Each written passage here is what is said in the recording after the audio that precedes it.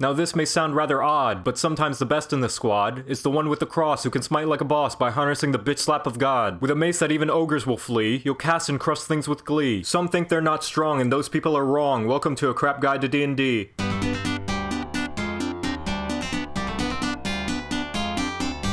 The support is someone everyone wants on their team, but nobody wants to be. Lucky for you, the cleric is like a support that decided to buy a taser after being too fed up with being told to heal the barbarian who ran into a 1v20 encounter. Clerics are the religious fandoms in the D&D world that are so crazy into their deities that they've turned their fangirling power into something that can actually pack a punch, having the same armor proficiencies as a fighter and the self-sustaining capabilities of a paladin that's been juicing with unicorn hooves and dragonborn acid. They have so many teeth-grindingly infuriating spells at their disposal on top of all that dungeon masters all over the world universally agree to ban clerics from the game so as to not make encounters absolute nightmares to give proper challenge without throwing approximately 20 black dragons at one cleric alone to keep it balanced. Spells like Flash Gordon, Buddy Cop Weapon, and Does My Hand Smell Bad to You are so stupidly strong at such a low level it's easy to forget why so many uncultured swine consider the cleric a designated healer. Anyone who does has either never played the class or considered the sword and shield a viable weapon in Monster Hunter.